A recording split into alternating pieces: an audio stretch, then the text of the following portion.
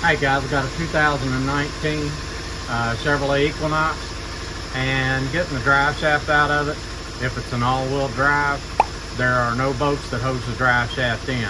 I'm going to show you how to get that out of there. It's real simple. Just watch this video.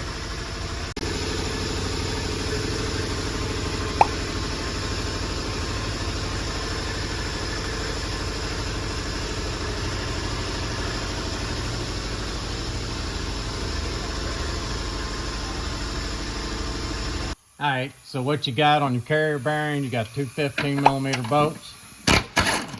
You want to drop them down.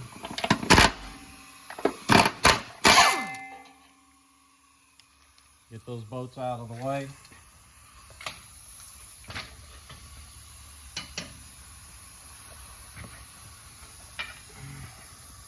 And you come right back here.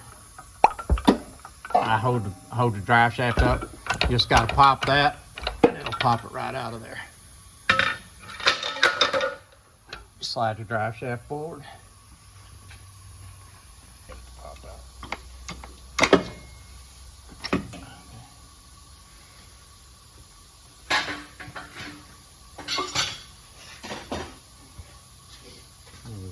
Zoom back up here on me. That's how you take the whole drive shaft out. If you're just going to take out the front part loose here and let it hang down, it's going to be in our way because we got to take this frame out. We're going to replace this transmission. So, all right, to show you what you got, what you're dealing with here. You see that ring going around that shaft, and that's what holds the drive shaft in, just like on an axle. You have to make sure that drive shaft's all the way back till it snaps in, and then you're good to go. This is Codeman's Auto. Please subscribe.